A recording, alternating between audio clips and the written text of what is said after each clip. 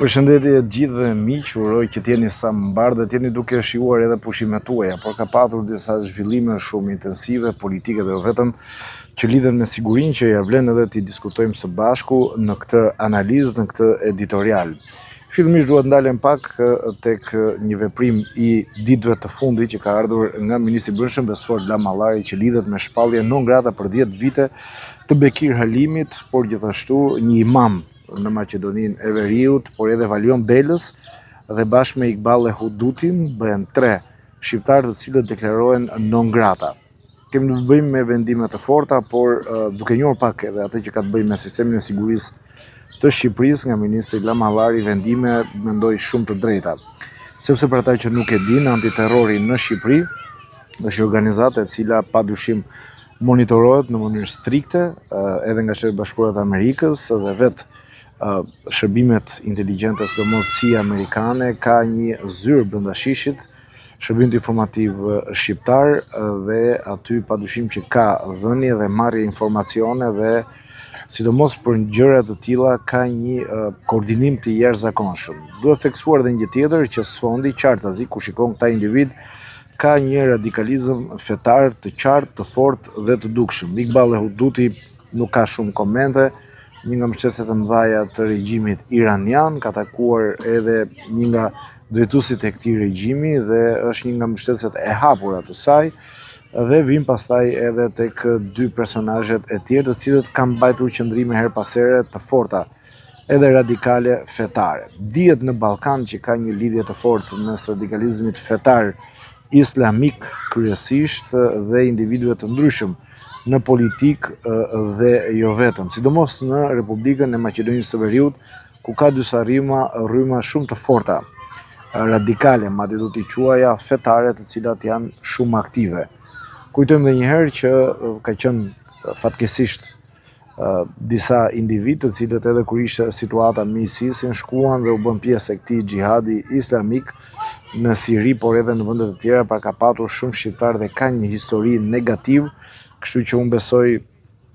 nuk kemi shumë diskutime në lidhje me këtë gjë, edhe pse kam parë disa komente në rrjetet sociale, unë besoj që nuk janë të drejta dhe nuk duhet ta bëjmë pis protestën. Sepse disa kanë thënë që jo, janë vendime të marra nga protesta, lidhen me protestën, jo, ja sigurisht nuk lidhen me protestën. Unë i njoh ata dim dhe vajza, një pjesë prej tyre padyshim që merren me koordinimin dhe organizimin e protestës, nuk kanë asnjë farë lidhje me radikalizma fetar apo radikalizma qoftë edhe politik. Janë njerëz si të gjithë të tjerët, të pakënaqur padyshim me situatën politike, me klasën politike 30 vjeçare dhe kërkojnë një ndryshim dhe duhen vlerësuar për këtë, pasi protesta ka hyrë në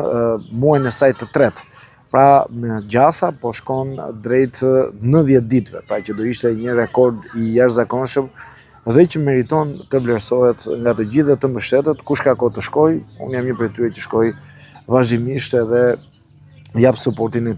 tim me aq mundësi sa kam. Kështu që kjo ka të bëjë me këtë shpalljen e non gratës, të doja që ta ndaja me ju. Pra qartazi kemi të bëjmë me një sfond radikal fetar islamik që flitet që ka edhe tendenca për të futur në islamizmin politik në Shqipëri, por unë besoj që nuk do të ndodhi një gjë e tillë.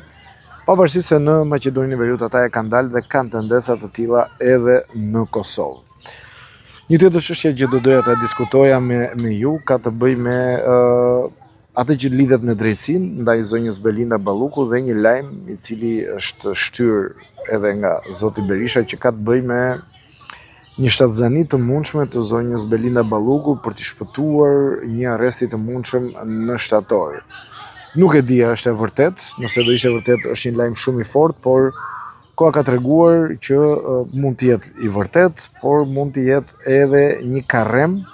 për të tërhequr të gjithë opinionin publik, për të tërhequr gjithë debatin në një gjë që cila nuk ka ndonjë farë interesi të madh,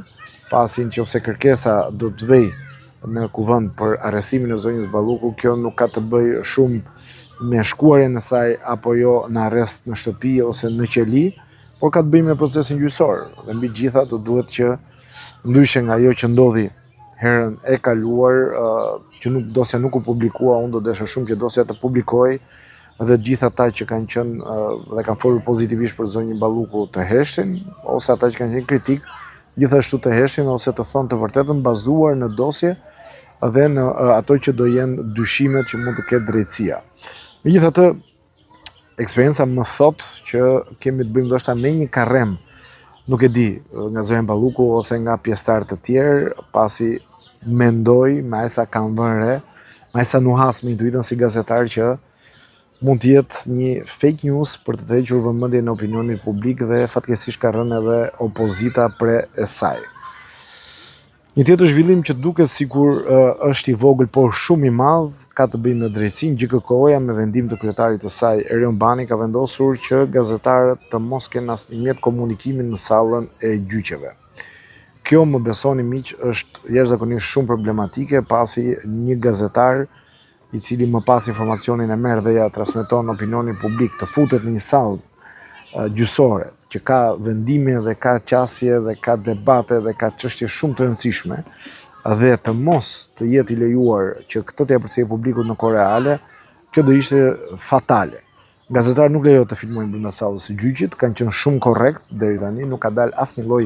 informacioni nga ana e tyre, kur gjyqtari ka thënë nuk lejohet të filmohet, ata nuk kanë filmuar. Kështu që unë mendoj që kjo është shumë e gabuar, ka patur shumë reagime për këtë gjë, reagim po i bashkojmë me reagimet që kanë patur shoqatat e tjera të gazetarëve, i bashkojmë dhe unë. Nuk mundet që gazetaria dhe liria e shpresës të cënohet në këtë mënyrë. Ne kemi qenë dhe jemi mbështetës të drejtësisë së re, por drejtësia e re duhet të zbatojë standarde dhe duhet të ngrihet në nivel dhe të zbatojë në fund të ditës kushtetues. Secili të bëjë detyrën e tij dhe kaq kërkojmë të gjithë ne. Ka shumë interes për çështje që janë sidomos ndaj politikanëve, por ndaj krimit të organizuar dhe do të ishte fatale që të mos kishim në asnjë moment edhe elemente të tjerë që lidhen me qëndrimet përtej gjykatës. Pra gazetarët janë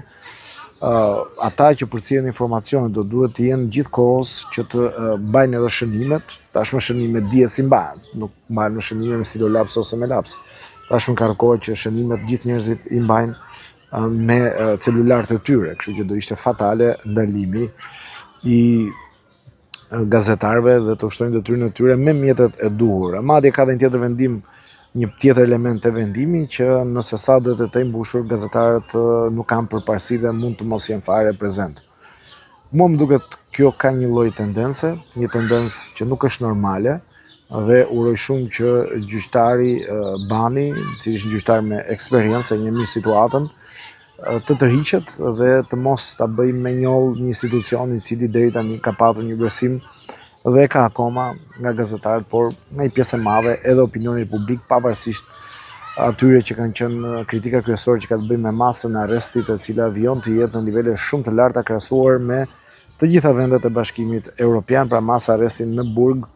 për personat të dyshuar për një vepër penale. Kaq për sot, do kemi këto komunikimet tona të herpashershme derisa të vijë shtatori dhe të flasim për gjëra që lidhen me aktualitetin politik. Unë ju uroj gjithë ditë sa më të mbara, sa më të freskëta. Merrni energji, keni nevojë dhe qëndroni dhe na ndiqni në rrjetet sociale, jepni komentet tuaja, do të jemi këtu, do t'i lexojmë gjitha me shumë interes dhe me shumë vëmendje.